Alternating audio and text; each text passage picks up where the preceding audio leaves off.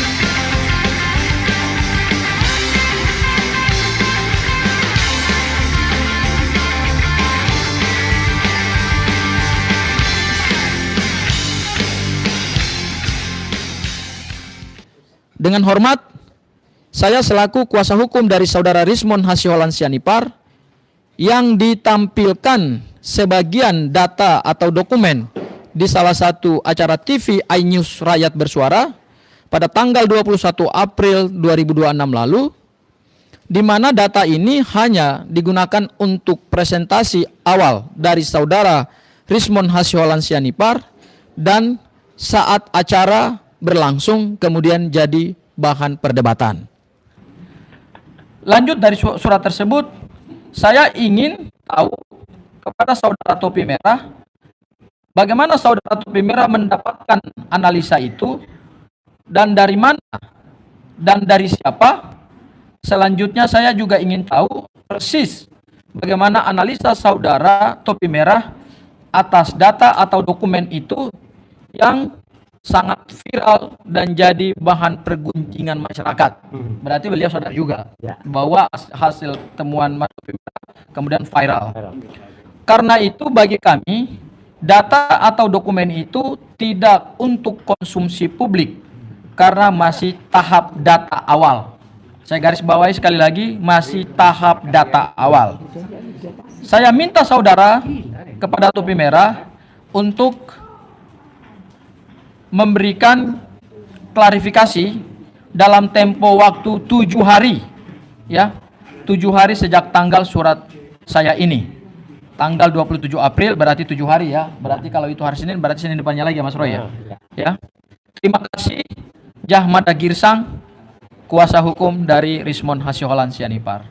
Nah, atas dasar surat tersebut maka kami dihubungi oleh Mas Topi Merah untuk bertukar pikiran, dan Mas Topi Merah secara sukarela berdasarkan pasal 1723 KUH Perdata bahwa Mas Topi Merah secara hukum perdata menunjuk kami selaku tim kuasa hukumnya.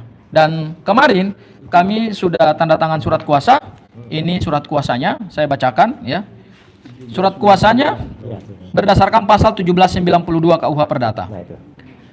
Pada hari ini, yaitu kemarin, Senin tanggal 27 April 2006, bertempat di Jakarta, yang bertanda tangan di bawah ini Mas Topi Merah, ada namanya tapi tidak kami sampaikan. Seorang warga negara Indonesia, tempat tanggal lahir di suatu daerah di Indonesia, pada tanggal 24 Juli 1998, masih sangat muda, agama Islam, pekerjaan swasta, jenis kelamin laki-laki, tempat tinggal di suatu kawasan di Jakarta, untuk selanjutnya disebut sebagai pemberi kuasa.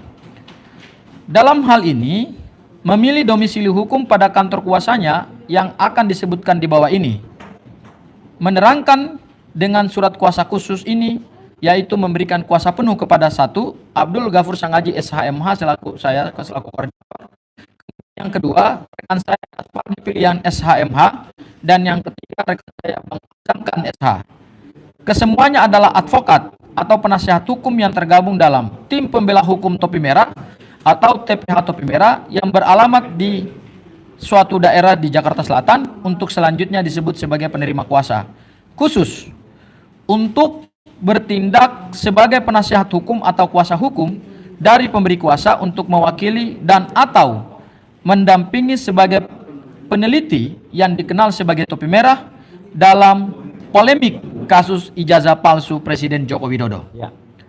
Untuk hal tersebut di atas, pemberi kuasa memberikan kuasa kepada kami penerima kuasa dalam kedudukan sebagai advokat untuk beberapa hal. Yang pertama, mendampingi atau mewakili pemberi kuasa dalam kedudukan sebagai peneliti muda atau yang lebih dikenal sebagai Topi Merah dalam polemik kasus ijazah palsu Presiden Joko Widodo.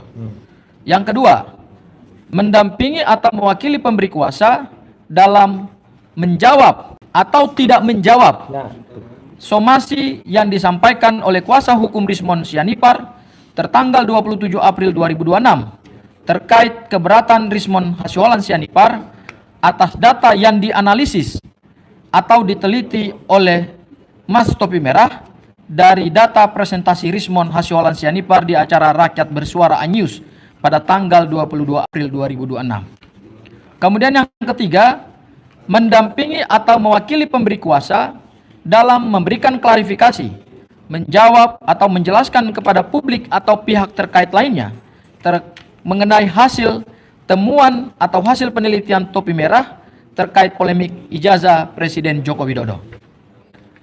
Yang keempat, mendampingi atau mewakili pemberi kuasa untuk meminta perlindungan hak asasi manusia, perlindungan hak hukum sebagai warga negara, perlindungan hak intelektual sebagai peneliti muda, dan perlindungan keamanan kepada lembaga terkait.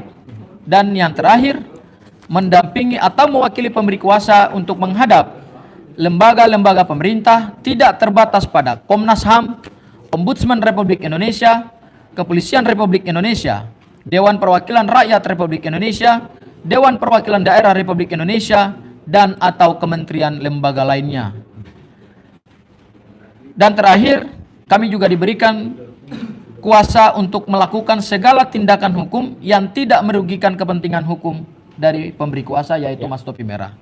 Demikian surat kuasa ini dibuat pada tanggal sebagaimana tersebut, yaitu tanggal 27 April 2026, dan bermaterai cukup untuk dapat dipergunakan sebagaimana mestinya.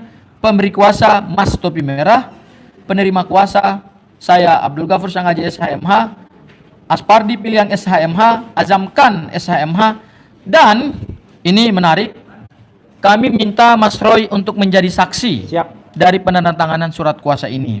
Mas Roy memberikan tanda tangannya pada surat kuasa ini sebagai saksi, supaya jangan seperti seorang klien yang pernah mendapatkan pendampingan hukum dari kami dan mengatakan, kamu saya tidak kenal, kamu siapa? Itu yang itu jahat kalau kata Mas Roy. Ya, itu yang kami antisipasi sehingga dalam surat pemberian kuasa ini disaksikan oleh Mas Roy. Ya, saya mungkin ingin menambahkan sedikit aja Mas Roy sebelum nanti rekan-rekan yang lain mau menambahkan. Yang pertama, Mas Topi Merah ini memang bukan doktor, bukan magister, dan bukan sarjana. Bahkan ketika dia melakukan temuan terhadap data yang dipresentasikan oleh Rismond, termasuk juga jauh sebelumnya dia melakukan penelitian atau menganalisis data yang diunggah oleh Dian Sandi, dia jujur mengatakan bahwa saya ini dulu pernah kuliah di ilmu komputer, ya, Fakultas Teknik Universitas Diponegoro tahun 2017. Tetapi kurang lebih sekitar semester ke-8 atau semester ke-9 karena asik bekerja, ya, beliau di drop out atau di DO.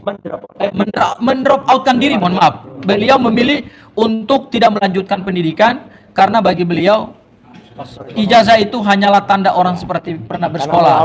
Ya, karena melawan dosennya, bukan tanda orang berpikir, ya. Jadi ini dia jujur.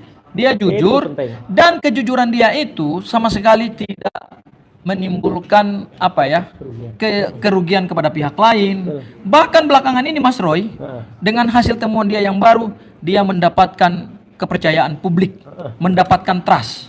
Ya, tadi pagi saya sengaja live Mas Roy di channel YouTube saya. Saya alhamdulillah di Abdul Ghafur Sangaji Official. Alhamdulillah, ini saya jujur ya. Ada 2 warga negara Indonesia di luar negeri, satu dari Amerika, satu dari Hong Kong. Mereka mengirimkan saya gift dalam bentuk dolar, dolar Amerika dan dolar Hong Kong, mensupport anak muda seperti Topi Merah, supaya anak muda seperti Topi Merah jangan dikriminalisasi.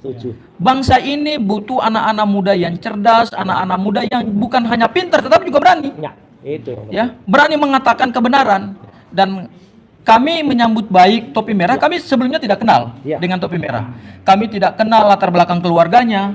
Tetapi ketika Topi Merah menghubungi saya dan kemudian rekan-rekan yang lain meminta untuk memberikan bantuan hukum atau menjadi penasihat hukumnya gitu, kami dengan welcome, ya, menyambut beliau karena Mas Topi Merah inilah satu-satunya yang sampai hari ini satu-satunya anak muda yang berani, ya, membongkar polemik ijazah palsu Presiden Joko Widodo. Ya, itu satu hal yang sangat kami apresiasi, luar biasa. Sehingga anak muda seperti Topi Merah ini ke depan kami minta kepada pemerintah juga kepada pihak-pihak yang punya kewenangan jangan dikriminalisasi. Kalau dikriminalisasi, Indonesia tidak akan punya masa depan. Salah satu kekuatan bonus demografi kita ada pada anak muda.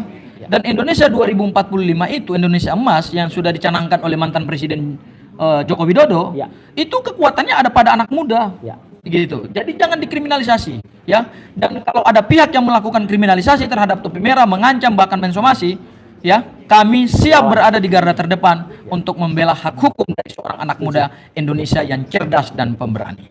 Ya. Dan sebagai Mas beliau ini meskipun tidak menyelesaikan pendidikan dan dia mengakui itu, tetapi dia punya rekam jejak sebagai seorang peneliti, ya.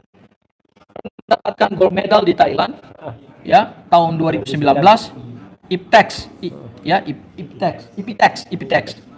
sebagai seorang inventor atau penemu, ya, software untuk melakukan pemblokiran situs-situs pornografi. Dan itu diberikan award oleh pemerintah Thailand.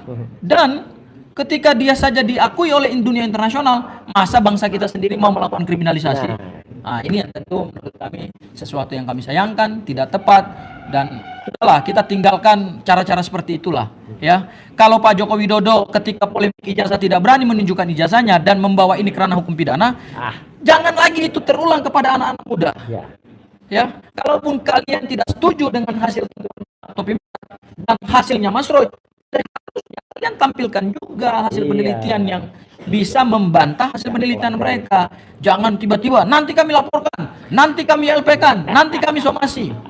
Loh, hukum kok dijadikan sebagai dagelan gitu, ya, sebagai main-main. Mungkin itu dari saya, harapan saya sekaligus. Bang Azam, ada yang mau ditambahkan? Nanti situ Bang Jack juga ya. Silakan Bang Azam. Silakan Bang Azam. Ya, Assalamualaikum warahmatullahi wabarakatuh. Waalaikumsalam warahmatullahi wabarakatuh. Jadi sesuai tadi yang sudah dijelaskan bahwa telah terjadi kesepakatan ya sesuai Perdata, KUH Perdata 1792-1793, yaitu bersepakat menuangkan tanda tangan kuasa Topi Merah kepada kita.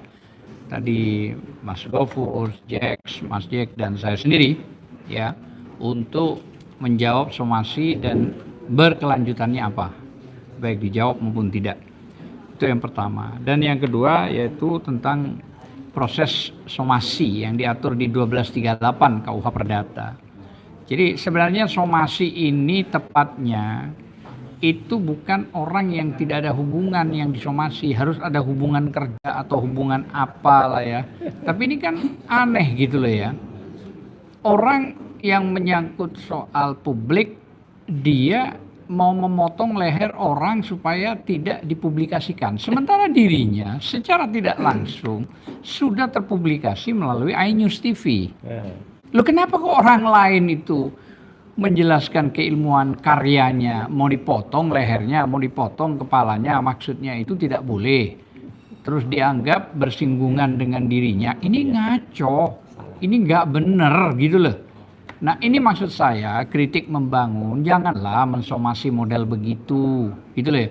Kalau Anda merasa seorang profesional advokat, cobalah panggil, komunikasikan. Kalaupun Anda mensomasi itu ya hak Anda, tapi Anda akan bisa ditertawakan banyak orang nanti. Kok model somasi, model begini, gitu loh ya. Saya kira lucu aja bagi saya. Tapi pada dasarnya karena itu sudah terbit, apapun alasan itu tentu kami jawab. Atau nanti apa prosesnya, atau balik nanti mensomasi. Gitu loh, kira-kira begitu. Ya saya kira tidak ada yang perlu saya panjang lebarkan. Tadi sudah Sang Haji Gofur sudah menjelaskan panjang dan lebar. Untuk mempersingkat waktu silakan bisa Topi atau Mas Roy. Baik, sebelumnya saya mengucapkan terima kasih kepada Bapak Layar yang sudah dengan legowonya itu membantu saya untuk menyelesaikan kasus ini, terutama somasi yang dilayangkan oleh Pak Jahmada Girsang ya Pak, kuasa hukumnya Bapak Arismon Sianipar. Nah sebelum itu mungkin saya akan ceritakan sedikit ya Pak. Di dalam YouTube saya menceritakan bahwa ada yang janggal terhadap presentasinya Bapak Arismon di dalam Rakyat Bersuara seperti itu. Jadi beliau di menit 49 itu mengatakan bahwa penelitiannya itu repeatable dan itu adalah function dan implementasi rumus matematika. Nah, siapapun boleh men-challenge. Nah, oleh karena itu dari dasar itu saya men-challenge formula matematikanya dan coding dari program Pak Arismon. Ternyata yang saya dapatkan adalah hasilnya berbeda.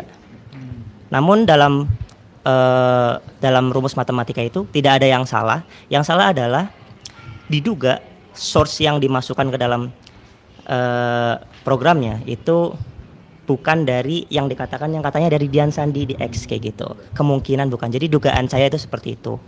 Nah, tapi ternyata jawabannya adalah somasi seperti ini. Dan saya kaget gitu. Kok kayak gini kayak gitu. Dan rekan-rekan teman-teman dari YouTuber Nusantara juga sedikit mempelintir yaitu tentang terkait Gadhaj Adam ya Pak. Padahal Gadhaj Adam itu bukan substansinya, tapi substansinya adalah kenapa tulisan Gadhaj Adam itu bisa muncul di artefak-artefak gambar yang seharusnya itu rusak karena mungkin diupload di X seperti itu. Dan menurut saya itu ada yang janggal karena matematika atau programming itu bukan trik sulap kayak gitu, dan itu akuntabel harusnya dan bisa kita pelajari lewat alurnya saja seperti itu Pak. Mungkin dari saya itu Ada aja. temuan yang signifikan nggak? Itu yang paling signifikan adalah tiba-tiba muncul kalau di bahasa programmingnya itu edge atau garis tepi dari suatu objek, dan objek di sini adalah hurufnya seperti itu karena functionnya itu hanya bermain di gradient domain tone mapping yang itu kayak seolah-olah kontras lah gitu lah mainannya seperti itu. Oke. Terakhir siapa lagi kalau bukan Mas Roy? Ya, baik. Assalamualaikum warahmatullahi wabarakatuh. Ya, saya hadir di sini selaku memang saksi dari dua peristiwa sekaligus ya. Jadi peristiwa ketika kejadian itu ada di lantai 3 gedung iNews Tower ketika siaran Rakyat Bersuara seminggu yang lalu. Persis saya ada di sana. Mas Gafur juga ada di sana, Bang Azam juga ada di sana. Ya, jadi kami ada di sana menjadi saksi dari peristiwa itu. Tanggal 21. Yang kedua, saksi pada saat penandatanganan surat kuasa ini semalam di salah satu tempat di Jakarta Selatan. Saya ada juga dan saya tanda tangani. Tapi yang paling menarik apa teman-teman saudara? Saya ingin ambil sesuatu dari sini. Terima kasih Mas Topi Merah, Anda telah menyatukan kami semua. Tempat ini biasanya digunakan untuk konferensi pers Troya. Saya memang ada di situ. Ya, tapi Troya adalah biasanya memang hanya mengadvokasi saya dan Dr. Tifa. Kawan-kawan lihat yang ada di sini, Mas Gafur, Sang Haji, Mas Jack, Mas Asam kan. Ini adalah lawyer saya juga dari TAKA.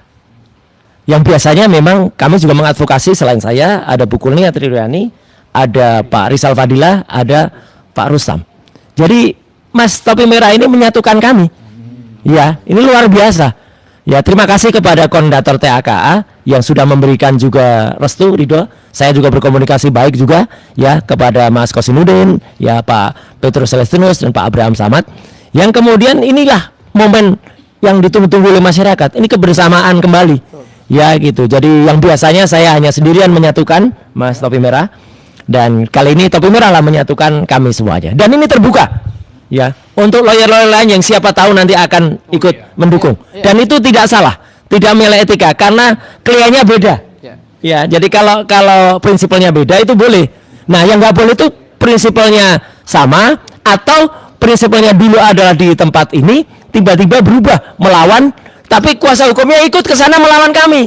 Itu namanya pelanggaran etika berat itu bagi lawyer kalau dia ngerti ya. Iya, itu lawyer itu nggak boleh dia memalukan itu. Lawyer itu kemudian membantu untuk klien yang yang melawan klien sebelumnya ya. Ada lagi itu yang salah satu contoh juga, ada juga lawyer yang nggak ngerti hukum juga, yang dia sudah dicabut basnya berita acara sumpahnya, tapi dia ngaku-ngaku masih menjadi lawyer. Itu juga nggak boleh ya. Dan inilah yang makanya ada yang lucu ya gitu. Ya itu soal pertama, lebih memalukan lagi ya. Itu soal non teknis. Soal teknisnya begini.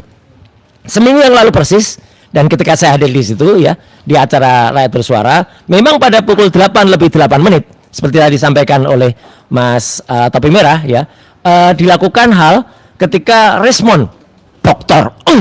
Rismond Hasiolan Sianipar nah itu aja ya itu menampilkan data ini, dan data ini diberikan oleh dia kepada stasiun TV yang bersangkutan untuk dipublikasikan, untuk ditampilkan, untuk ditayangkan dalam TV publik yang namanya iNews TV.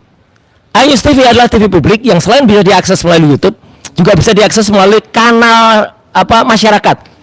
Itu kanal publik itu adalah milik masyarakat, dan itu dijamin kebebasannya karena dia pancar di frekuensi UHF, ultra high frekuensi, tanpa encoder, tanpa decoder. Jadi orang bisa nonton. Kalau dulu orang harus nonton Indovision misalnya, itu harus pakai decoder, itu dia pay TV, dia terbatas. Kalau ini ranahnya adalah ranah publik. Sesuatu yang ditampilkan di ranah publik adalah milik publik. Dan ini terbukti. Tayangan ini ada pada menit 8:08, bentuknya seperti ini. Nah, udah. Sama tidak sekarang ini dengan ini? Gambarnya sama. Jadi apa yang diteliti oleh Topi Merah itu adalah gambar yang tampil di TV publik. Terima kasih Pak Asam. Kecuali Topi Merah melakukan cropping atau Topi Merah melakukan pengkhususan. Enggak. Yang dianalisis Topi Merah itu gambar yang sama. Function yang ada di kanan ada juga di sini. Dia menganalisis ini, dan kemudian Topi Merah menemukan bahwa kalau ini source-nya adalah source yang upload dengan Dian Sandi, itu tidak mungkin muncul watermark sejelas itu. Itu intinya. Jadi ini pasti ada rekayasa untuk source yang lain. Karena kalau source jadi Dian Sandi, tidak akan mungkin dengan function yang ada di sini itu muncul. Ibaratnya kalau ini dimasukkan function, munculnya apa? Kotak-kotak kasar sekali. Karena resolusinya itu hanya berapa ya? 76 kilobyte atau apa gitu ya. Pokoknya si uploadernya itu mengatakan begitu. Artinya teman-teman, si dokter palsu Rismond Hasiolan Sianipar itu melakukan rekayasa terhadap source. Itu intinya. Makanya itu yang kemudian memunculkan kok tiba-tiba dalam rekayasa itu muncul tulisan namanya Gadget Adam ini. Nah ini. Sehingga Gadget Adamnya itu muncul. Apakah Gajah Adam itu rekayasa? Enggak, memang ada. Tapi ini pun saya tantang kepada Universitas Gadjah Mada untuk mengeluarkan ya, atau kira-kira untuk menunjukkan mana aturan watermark security yang menuliskan Gadget Adam. Aneh sekali universitas sebesar UGM yang lahir pada 19 Desember 49 kemudian sengaja menggunakan typo security. Ini namanya typo security. Kayak gini kok dikeluarkan oleh sebuah universitas besar. Dan kalau nanti ada aturannya, saya akan tantang apakah aturan itu baru dikeluarkan atau di backdate muncul, karena watermark itu sudah ada semenjak tahun-tahun berikutnya. Apakah itu menunjukkan keaslian kalau itu ada di ijazahnya yang disebut ijazahnya Jokowi, kemudian ada di ijazah yang lain? Enggak, karena posisinya beda. Padahal watermark itu harus sama. Posisinya di ijazah Bambang Rudiharto itu tidak di sini. Lain posisinya. Beda dengan ijazahnya Jokowi. Ya, jadi itu suatu hal keanehan lagi yang itu muncul. Jadi sekali lagi teman-teman semua, saya makanya secara teknis mendukung penuh ya apa yang dilakukan oleh Mas Topi Merah, tapi juga menyatakan bahwa ini harus terus dijawab. Poin yang ketiga, poin yang terakhir, sebenarnya saya sempat berdiskusi dengan para lawyer ini. Apakah kita perlu langsung menjawab ini? Karena kalau kita lihat pada WA-nya, pada surat resminya, ini sebenarnya ada ketidaktepatan. Dia tidak menunjuk nama. Yang dulu itu Topi Merah. Apa Topi Merah akta kelahirannya namanya Topi Merah? Enggak kan? Dia harus bisa menunjuk nama siapa dulu yang disomasi. Jadi kami sebenarnya wait and see, tapi kami selangkah lebih maju dengan kemudian Mas Abdul Ghafur Sangaji, kemudian Mas Azam Khan dan Mas Jack Aspardi Piliang, kemudian bersedia luar biasa langsung mendampingi Topi Merah. Harusnya kami senang saja, karena si pensomasi itu harus bisa menulis nama lengkap siapa yang disomasi, alamat lengkap detailnya, dan ditujukan kepada siapa dengan patut dan layak. Surat somasi tak bisa diberikan melalui WA kayak gitu. Ya, ini sama dengan si dokter palsu itu. Oh, dia memberikan saya buku melalui WA. Ya, sama ini, lawyernya juga sama pakai WA juga. Ya, ayo kamu ngomong apa? 49 halaman pakai WA, ini cuma 2 halaman ini malah. Ya, pakai WA. Ya, udah, jadi udahlah nggak usah sok-sokan kayak gitu kalau memang mau melakukan kesalahan yang sama. Dan yang kedua, dia juga harus menunjukkan juga kuasanya. Apakah saudara Dr. Omon-Omon ya sudah menunjuk Haj Adam Sangkir ini ya. Nah, itu kalau pada universitas ada kan jadinya Universitas Gadjah Adam. Nah, kalau Jahmada Girsang kan jadi kan Haj Adam Sanghir. Nah, itu kalau dibalik ya, kalau security ya. Apakah sudah menerima kuasa? Ada nggak suratnya?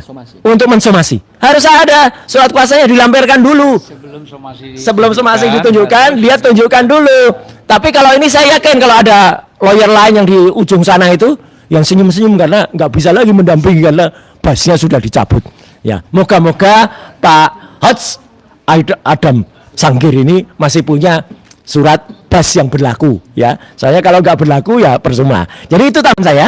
Jadi sekali lagi kita kompak, kita mendukung. Terima kasih sekali lagi untuk Topi Merah yang kemudian sudah membuat persatuan kembali ya. Kami memang tetap bersatu sebenarnya. Dua tim hukum Troya dan TAKA tetap bersatu.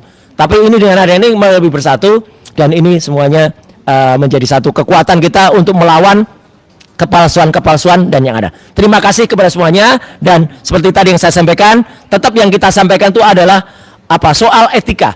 Ini etika lawyernya tuh nggak ada di sana itu. Tiba-tiba sudah pindah. Nah ini, jadi mencari etika ini ya. Nah ini. Etika lawyernya ini nggak ada ya. Ini etika yang hilang. Hilang kemana? Yang dua menjadi tuyul, yang satu menjadi zombie. Ya, lawyernya mengadvokasi zombie.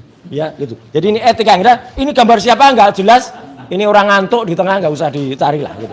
Makasih. Wassalamualaikum warahmatullahi wabarakatuh. Waalaikumsalam. Ini saya tambahkan ya begini. Ya.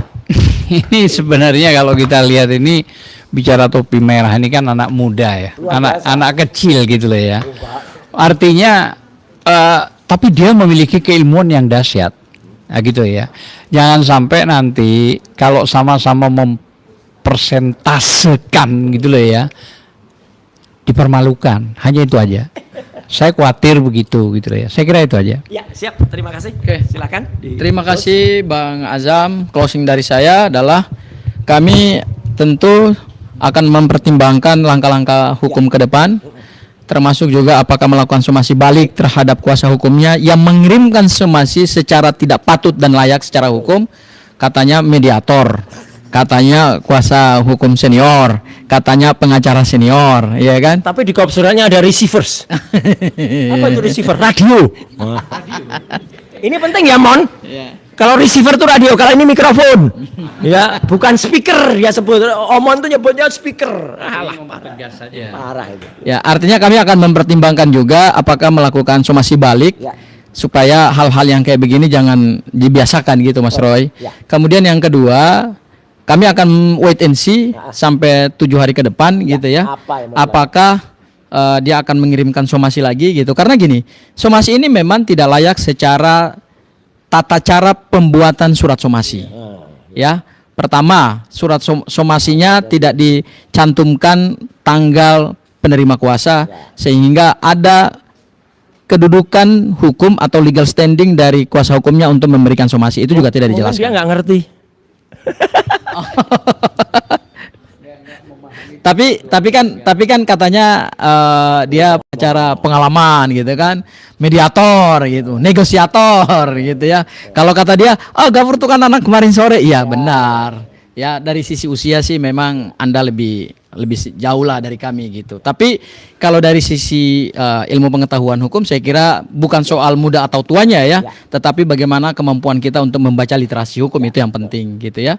Dan kepada Mas Topi Merah kami tentu akan mendampingi dalam kondisi apapun, dan saya yakin dan percaya masyarakat Indonesia juga akan memberikan dukungan kepada Mas Topi Merah karena beliau ini adalah intan permata di tengah kegaduhan ijazah palsu Joko Widodo. Terima kasih. Sampai jumpa. Wabillahi taufiq wal hidayah. Wassalamualaikum warahmatullahi Kita wabarakatuh. berdiri bersama support Mas Topi Merah. Gini.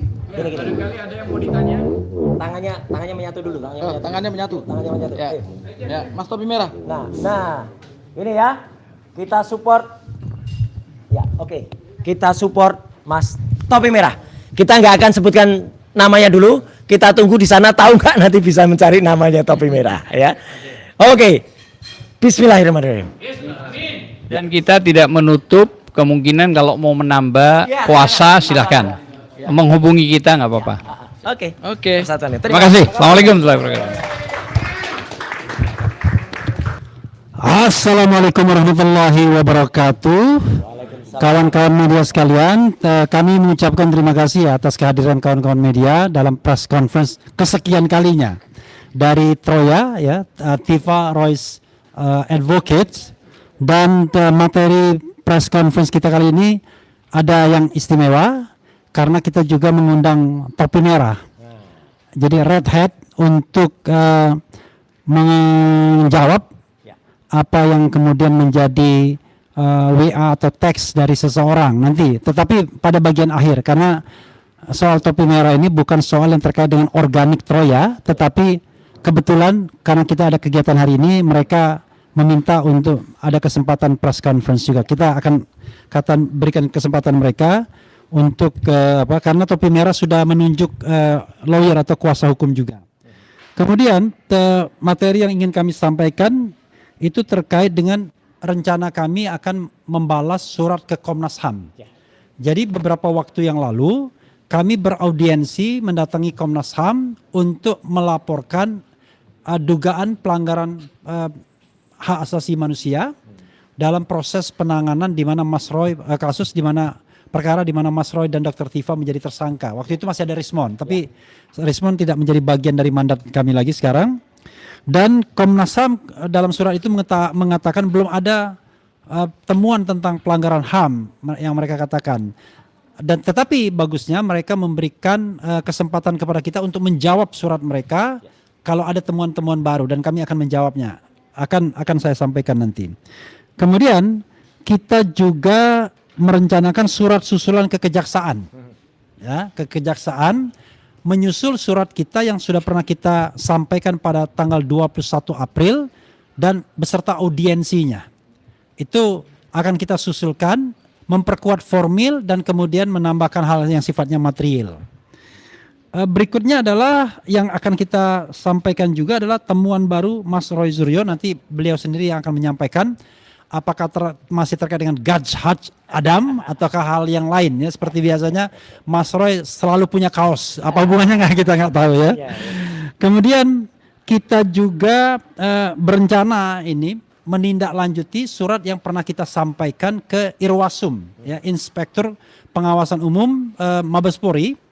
Apakah kemudian nanti kita akan rencanakan kita mau ke Kompolnas, ataukah nanti kita ke Ombudsman, ataukah kita ingin beraudiensi, nanti biarlah akan disampaikan oleh Pak Al-Qadiri ya sebagai sebuah tindak lanjut. Nah, kemudian berikutnya adalah kami juga punya rencana untuk menggugat atau mengajukan permohonan kepada Komisi Informasi Pusat terkait dengan 709 dokumen yang daftarnya kami minta ke Polda Metro Jaya, ke PPID. PPID itu lupa saya selalu. PPID Informasi dan Dokumentasi. PP-nya apa ya? Pejabat Pengelola Informasi dan Dokumentasi. Itu 709 itu kami cuma minta daftarnya saja yang dijadikan alasan untuk menersangkakan Mas Roy dan Dr. Tifa. Tetapi ditolak oleh PPID Polda Metro Jaya, dan ketika kami sampaikan komplain sesuai dengan mekanisme undang-undang ke atasannya juga menolak karena dianggap itu bagian dari proses penyidikan. Tetapi kita akan lihat apakah betul demikian, makanya kami akan ajukan permohonan ke KIP paling lambat nanti awal bulan. Apalagi materi yang belum disampaikan itu ya materinya. Nah, oke. Pertama mengenai surat ke Komnas HAM. Begini. Kalau kami menengarai bahwa pelanggaran hak asasi manusia itu sudah terjadi, yaitu pelanggaran setidak-tidaknya pelanggaran terhadap hak atas kepastian hukum yang diatur di dalam pasal 28D Undang-Undang Dasar 1945. Apa saja? Sebagai contoh yang paling nyata adalah pelimpahan berkas perkara yang terlambatnya minta ampun tahap kedua P19. Dari yang harusnya diberikan waktu 14 hari, ini lewatnya nggak tanggung-tanggung 70 hari. Kami menghitung kalau misalnya surat itu tanggal 21 April saja belum sampai diadministrasikan di Kejaksaan Tinggi DKI, maka kami berasumsi let's say tanggal 22 dia terima. Dan kemudian kami berasumsi bahwa pengembalian dari kejaksaan kepada penyidik itu kira-kira tanggal 26-27 Januari. Dari 26 ke 27 Januari sampai ke tanggal 22 April itu kami menghitung 84-85 hari. Nah, kami menganggap nanti alasan kami ke Komnas HAM sudah terjadi pelanggaran hak asasi manusia berupa pelanggaran terhadap azas kepastian hukum atau legal certainty, ya, legal uncertainty, ini terjadi ketidakpastian hukum pastinya, yang kemudian kita katakan ini melanggar prinsip-prinsip konstitusional di pasal 28D Undang-Undang Dasar 1945, termasuk juga Undang-Undang 39 tahun 1999 tentang hak asasi manusia. Pelanggaran lain adalah yang sudah kami state di dalam surat kami pada Kejaksaan Tinggi adalah pelanggaran terhadap Undang-Undang nomor 31 tahun 2014 tentang perlindungan saksi dan korban. Perlindungan pelanggaran terhadap KUHP, Kitab Undang Hukum Pidana, baik KUHP yang lama Undang-Undang nomor 8 1981 maupun KUHP yang baru Undang-Undang nomor 20 tahun 2025. Dan juga kami melihat ya, karena kita di bandara ada announcement itu ya. Oke. Ya, kemudian juga pelanggaran terhadap Undang-Undang Administrasi Pemerintahan, Undang-Undang nomor 30 tahun 2014. Nah, semuanya kami anggap ada potensi yang besar untuk dikatakan sebagai pelanggaran terhadap azas kepastian hukum, di mana yang namanya kepastian hukum dan keadilan itu adalah hak konstitusional yang berasal dari hak asasi manusia tentunya, yang dilindungi oleh konstitusi. Itu yang nanti kami akan rumuskan kepada Komnas HAM. Nah, mengenai yang kedua, mengenai surat susulan ke kejaksaan, kami akan menegaskan sekali lagi bahwa proses yang terjadi ini sudah melanggar hukum. sudah melanggar baik KUHP lama maupun KUHP baru. Saya tadi sebut KUHP ya. KUHP lama maupun KUHP baru. Kitab Undang-Undang Hukum Acara Pidana. Karena itu kami akan mengingatkan kembali kejaksaan agar kasus ini dihentikan. Khusus untuk kasus Mas Roy yang jadi tersangka dan Dr. Tifa. Karena itulah mandat kami. Tetapi memang ada beda speed antara klaster 1 dan klaster 2. Sepanjang pengetahuan saya di klaster 1 sampai sekarang belum pernah terjadi pelimpahan. Belum ada ya. Karena itu kita bicara klaster 2 saja. Sehingga kami akan tebalkan itu, termasuk juga nanti materinya. Materi-materi yang terkait dengan pasal-pasal yang disangkakan itu akan kami sampaikan kepada kejaksaan secara resmi. Karena sebelumnya kami hanya menyampaikan hal-hal yang sifatnya formil dan hal-hal yang sifatnya material tidak tertulis, tetapi lisan. Tapi nanti akan kami sampaikan secara tertulis bahwa secara formil dan material sudah terjadi pelanggaran dan kami ingin kasus ini dihentikan. Sekali lagi, kasus ini dihentikan bukan karena kita minta RJ atau restoratif justice, tetapi karena kita melihat ini sudah melanggar hukum dan demi hukum seharusnya kasus ini dihentikan. Bagaimana dengan nasib pembuktian ijazah Jokowi? Kalau ada pertanyaan akan saya jawab. Ya, oke. Kemudian apa lagi tadi? Cukup ya? Oke. Nah, untuk mempertajam, kami akan memberikan kesempatan kepada Pak Didit ya, sebagai ahli yang pernah diajukan oleh Mas Roy untuk menyampaikan soal yang sifatnya material tadi. Selain punya perspektif pelanggaran HAM, ini juga punya perspektif pelanggaran terhadap proses hukum yang sedang ditangani penyidik Polda Metro Jaya dan sekarang bolanya ada di kejaksaan. Itu akan kita sampaikan. Tapi sebelumnya saya ingin mengucapkan kawan-kawan semua ya, mari kita bertepuk tangan dulu. Ayo tepuk tangan. Tepuk tangan lah. Nufus tepuk tangan juga. Karena saya mau mengucapkan selamat kepada Mas Didit yang kemarin promosi doktor. Jadi beliau bukan lagi dokter kandidat sebagai dokter penuh di bidang hukum pidana dan beliau menulis tentang pra peradilan. Silakan Mas Didit, tapi jangan bicara tentang disertasi Anda ya. Ini saja ini. Baik, selamat sore semuanya. Terima kasih Bang Refli. Selamat sore rekan-rekan. Jadi kalau bilang penerapan hukum, ya seharusnya jaksa peneliti memberikan supervisi terhadap penyidik Polda Metro Jaya. Beberapa yang secara hukum harusnya supervisi itu dilakukan. Saya tidak mau menggurui jaksa peneliti. Yang pertama saja sudah timbul keanehan. Ada beberapa orang meskipun dibagi dua klaster, tapi kan ada yang persis sama pasal-pasalnya. Nah, Mas Roy itu dulu ditetapkan sebagai tersangka dengan Dr. Tifa dengan Rismond. 3 orang ini dalam satu klaster, pasalnya sama semua. Oke, kita nggak mau bicara apa-apa dulu, tapi kalau memang benar pasalnya sama, itu pernah saya tanyakan juga ke penyidik, kok nggak ada penerapan pasal 55 ayat 1 ke 1? Waktu itu kan KUHP lama ya. Nah, sekarang KUHP baru, adanya di pasal 20 KUHP baru. Nah, kenapa tidak diterapkan? Karena harusnya dijuntokan. Itu kan keliru penerapan hukumnya. Ini sudah disampaikan juga pada saat kita beraudiensi dengan Kejaksaan Tinggi, tim jaksa peneliti. Yang kedua, adanya gugatan CLS. Sekali lagi kita ulangi, gugatan CLS ini adalah menyoal 4 pasal yang diselundupkan. Pasal 27A sebenarnya tidak layak berada di dalam penetapan pasal tersangka dari Mas Roy khususnya ya. Kenapa? Dia bertabrakan dengan pasal 310 KUHP yang sekarang menjadi 433 KUHP. Itu kita ada yang namanya azas lex specialis derogat legi generali.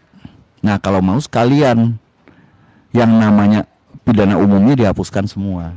Ya, kita masuk di pidana khusus. Masalahnya nanti kan jadi masalah lagi, yaitu Mas Roy ini nggak pernah masuk ke TKP.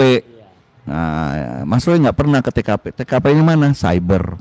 Nah, itu yang saya sampaikan ke ahli, ke penyidik ketika menjadi ahli di Polda Metro Jaya. Oke lah. Namun yang paling penting bukan pasal itu, pasal 32 ayat 1 dan 335 Undang-Undang ITE. Kedua pasal itu ternyata kalau dicari narasinya tidak ada perbuatan peristiwanya. Jadi kita melihat laporan polisi, ternyata nggak ada sama sekali. Misalnya Mas Roy kalau dituduh melakukan pencurian, kan jelas harus kelihatan dia melakukan mengendap-endap, naik pagar, kemudian masuk, kemudian ada bekas jendela yang dirusak, pembongkaran dan sebagainya, keluar lagi dia bawa barang. Nah, itu kan berarti ada narasi peristiwa mengenai pencurian. Tapi sekarang ini mana ada narasi yang dilaporkan polisi. Jadi kita tidak bicara soal pembuktian, ya. Itu yang harusnya dari jaksa peneliti, dia harus mendalami dulu kenapa ini pasal bisa ada dengan tanpa adanya narasi peristiwa. Nah itu, ya apalagi sudah ditetapkan tersangka atas beberapa pasal, apakah ada bukti permulaannya lagi? Ya, itu jadi jauh api daripada panggang kita bilang, ya kan? Terus kalau demikian ya jadi masalah. Kemudian ada satu lagi masalah, pasal 28 ayat 2 Undang-Undang ITE. Ini harus juga dituntaskan, tidak boleh dipaksakan terus. Karena 28 ayat 2 Undang-Undang ITE sebenarnya sudah dinyatakan dicabut. Undang-Undang ITE-nya itu 2019. Dicabut dan diganti dengan pasal 243. Tapi di undang-undang ITE tahun 2024 pasal ini muncul lagi, terlahir kembali. Jadi kita bisa bilang ini pasal ini adalah anak haram dari undang-undang. Saya tegaskan nih, ini anak haram dari undang-undang. Nah, ini kan nggak bisa adanya dualisme. Jadi harusnya jelas. Ini begitu. Kalau orang hukum bilang quo vadis, kepastian hukum, bukan keadilan dulu. Nah, jadi ini itu sudah ada ketidakpastian hukum di sini. Jadi jaksa peneliti sifatnya harusnya dia memberikan petunjuk-petunjuk mengenai penerapan hukum-hukum ini, ya, kepada penyidik. Jadi itu yang seharusnya terlebih dahulu dibereskan, ya, karena kalau tidak dibereskan akan terjadi abuse of power dan melanggar HAM, Mas Roy, ya. Demikian, itu yang bisa saya sampaikan. Semoga pihak kejaksaan akan menjadi perhatian. Terima kasih. Terima kasih Fadil. Terima kasih Dr. Didit. Dokter asli loh nih, bukan dokter eng. Ya, tadi ya, buat teman-teman sekalian ya, ini menegaskan kembali bahwa baik secara formil maupun secara material itu sudah terjadi pelanggaran-pelanggaran undang-undang. Formil dan material. Nah, formil dan material inilah yang kami akan tebalkan, kami akan sampaikan lagi kepada kejaksaan. Apakah kejaksaan yang mana nanti kita akan lihat ke depannya. Itu yang bisa kami sampaikan. Berikutnya adalah soal yang terkait dengan surat ke Inspektur Pengawasan Umum yang pernah kita ajukan tempo hari dan bagaimana tindak lanjutnya. Silakan Pak Al-Kathiri. Terima kasih. Seperti yang berkali-kali kami sampaikan di media bahwa kami telah mengirim surat ke Irwasum sehubungan dengan beberapa hal. Di antaranya kita ajukan masalah penerapan Undang-Undang PSK, Pelindungan Saksi dan Korban. Yang mana di situ jika ada pelaporan lebih dulu maka tidak boleh dilaporkan balik sebelum itu tuntas. Kemudian kami juga membahas soal perkap yang pada waktu pemeriksaan laboratorium awal-awal itu yang mana belum penyidikan tapi sudah diperiksa laboratorium, itu ada pelanggaran perkap nomor 10 tahun 2009. Kemudian di situ juga kami sampaikan ada pelanggaran pasal 79 KUHP yang baru, yang mana dengan deresnya apa namanya RJ, ya kan, restoratif justice ini, ya kan, mekanismenya diantaranya sebelum SP3 itu harus ada pencabutan laporan. Berkali-kali dikatakan, itu yang kami sampaikan di Irwasum. Dan kami juga selain kami mengadukan bahwa hal-hal seperti itu belum diproses dengan benar, dan kami juga mempertanyakan keabsahan penghentian gelar perkara pada waktu di Barreskrim dulu, yang mana ditanggapi awalnya dari Propam, oleh Propam dirujuk ke Irwasum untuk diproses, dan Irwasum terakhir mengirim surat pada kami menyatakan bahwa masih dikonfirmasikan ke Barreskrim. Berarti kan peristiwa ini kan belum selesai, ya kan? Dan kami 2 kali kami kirim surat ke Irwasum, diantaranya kami mohon audensi, ya, ada suratnya itu. Oleh sebab itu dengan tidak ditanggapi, maka kami akan ajukan dalam waktu dekat ini, yaitu ke Ombudsman.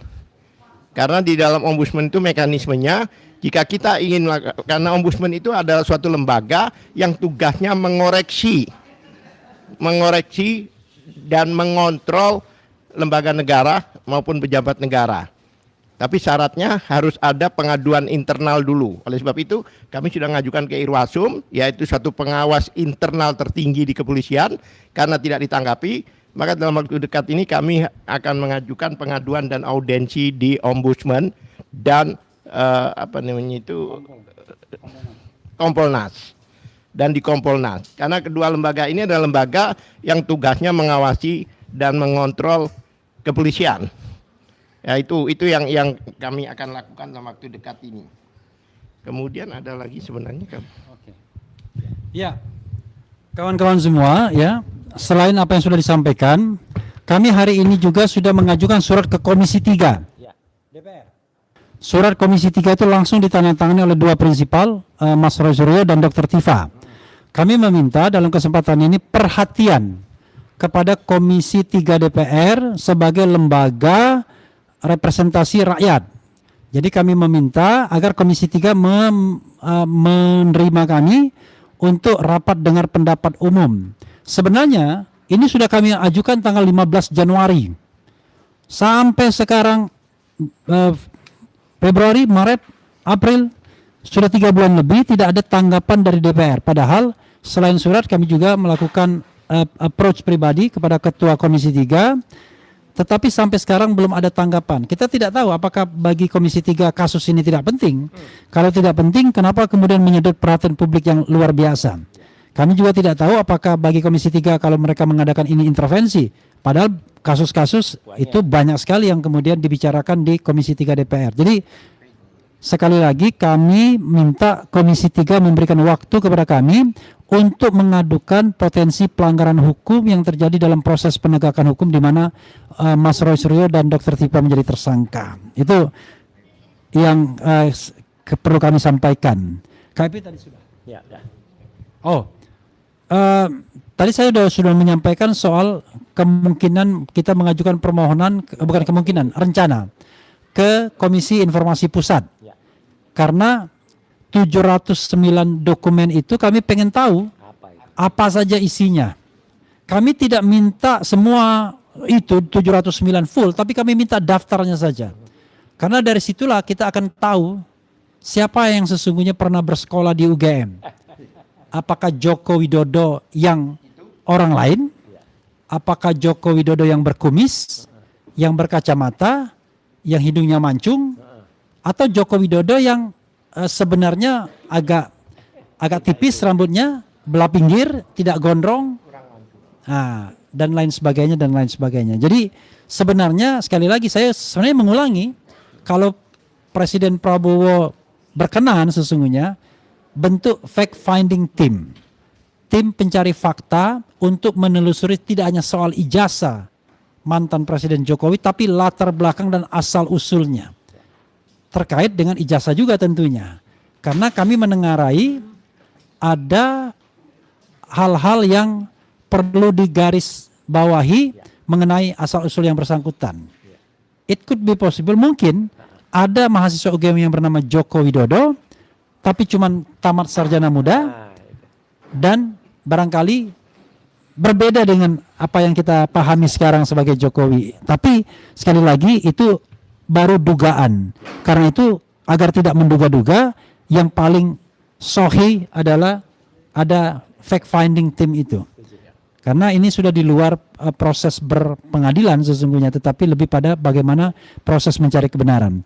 The last but not least, sebelum kita mengundang topi merah, ya, ini ada temuan Mas Roy Suryo mengenai God Haj Adam atau lainnya. Silakan Mas. Terima kasih. Assalamualaikum warahmatullahi wabarakatuh.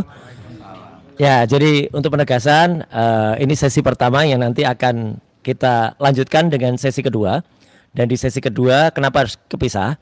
Karena kebetulan lawyer yang untuk mendampingi saudara topi merah itu memang tidak dari Troya, ya. Meskipun ada beberapa irisannya, tetapi artinya itu tidak atas nama Troya. Karena memang timnya adalah tim untuk khusus membela saudara topi merah.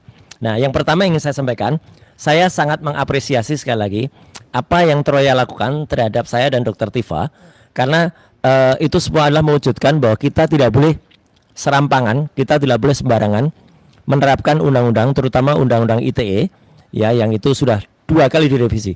Undang-undang ITE nomor 11 2008 direvisi pertama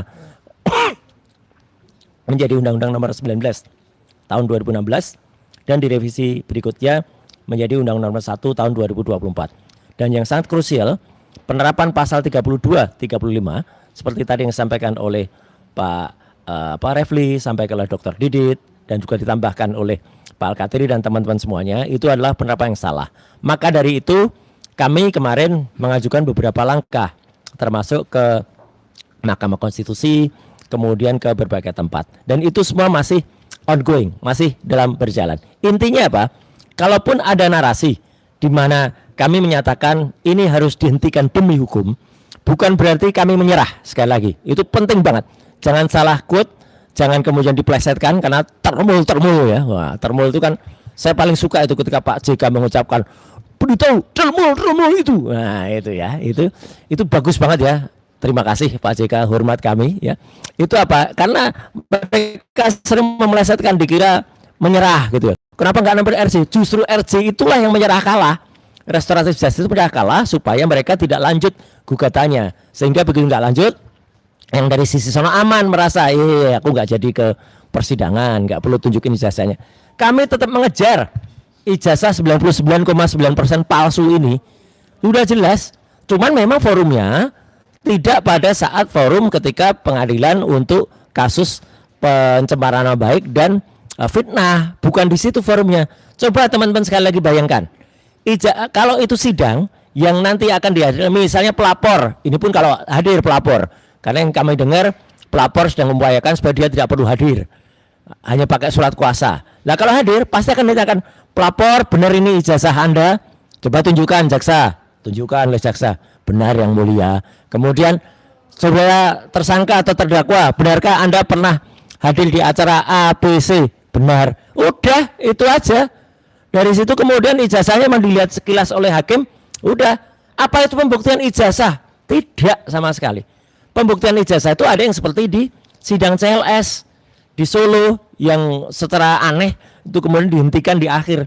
Penghentian tidak kompetensi dan lain sebagainya itu harusnya di depan, tiba-tiba di belakang. Makanya Tokham juga lagi mendampingi para purnawirawan TNI untuk terus dengan CLS dan jangan mangkir lagi dari sidang CLS yang ada di Jakarta Selatan, karena itu untuk menguji ini. Jadi kami akan yakinkan bahwa yang namanya pengejaran soal ijazah palsu ini terus dilakukan.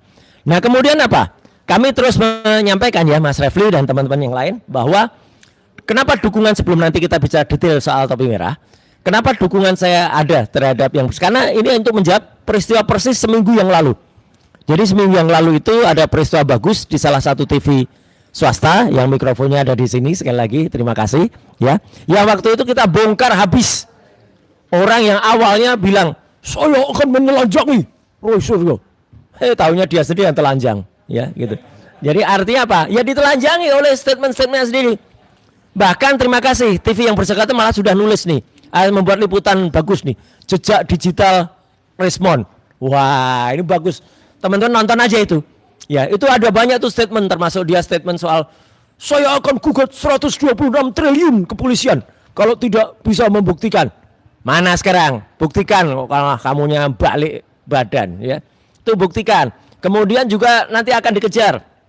Soal ini malah justru dari termul sendiri. Soal ijazah palsu dan juga soal surat kematian yang ada di dia. Itu harus dikejar. Dan seminggu yang lalu itulah makanya ketika TV yang bersangkutan menampilkan ini pada jam 8 lebih 8 menit ya. Kemudian itu menit ke 49 kalau ada rekaman YouTube-nya, dia sendiri mengatakan silahkan dianalisa dan ini terbuka. Lah begitu kita analisa dan ini bukti ya bahwa gambar yang tadi itu tertayang di TV.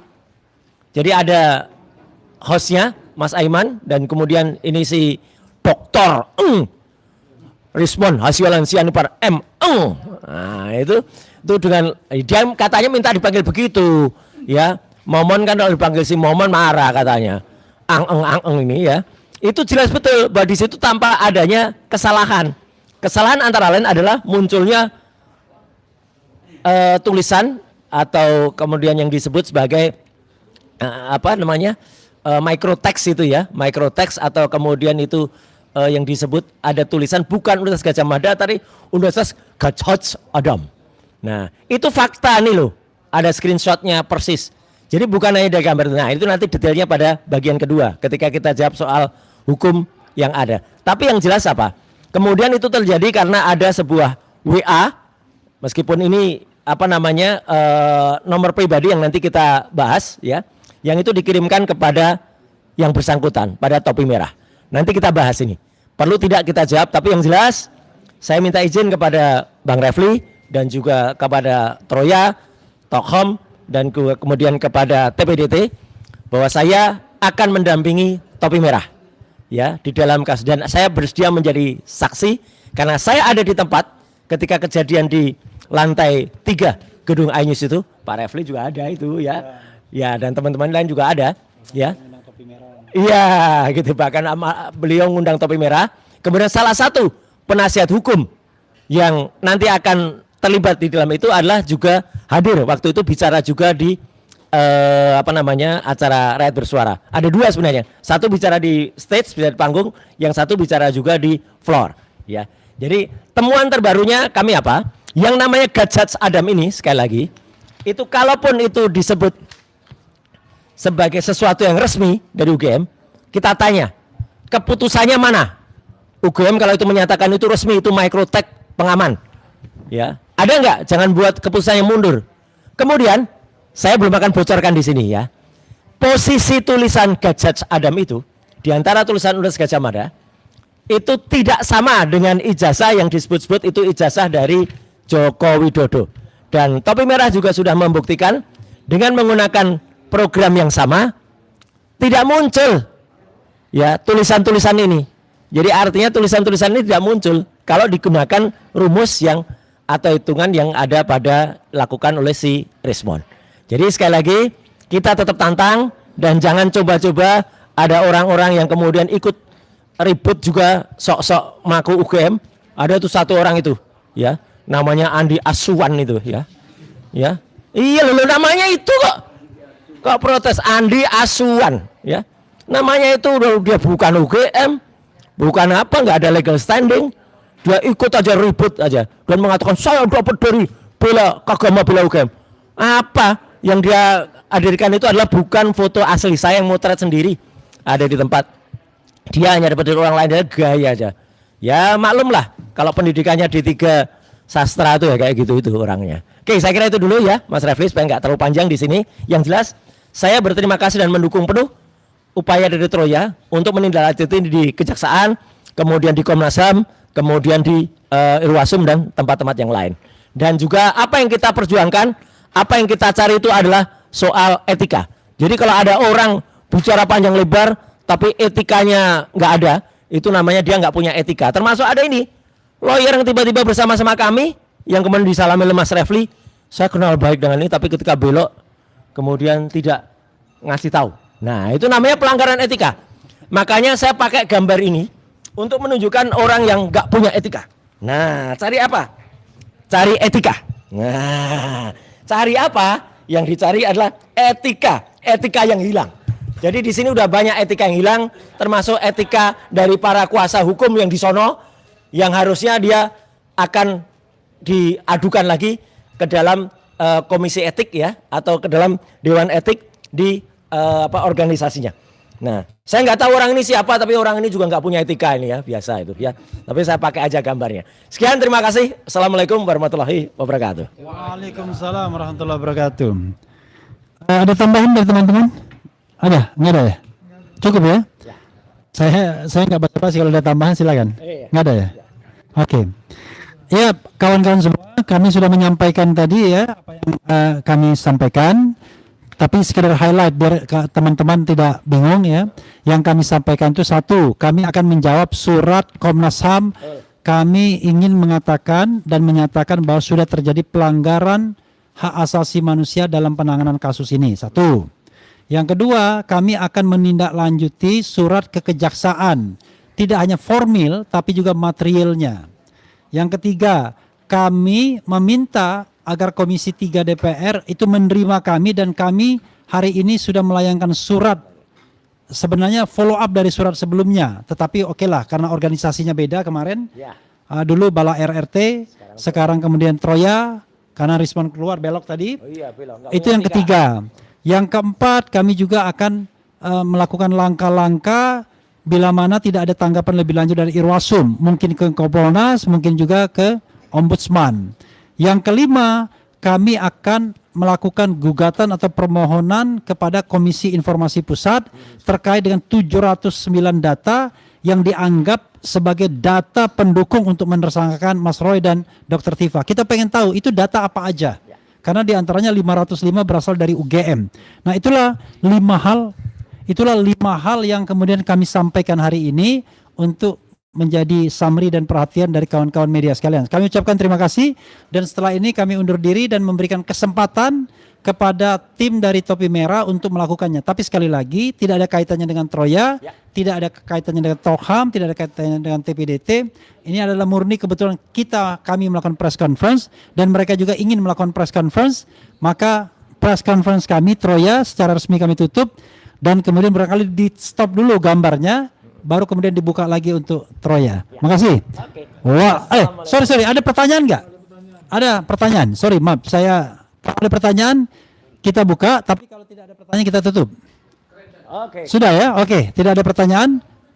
Wassalamualaikum warahmatullahi wabarakatuh. Keren.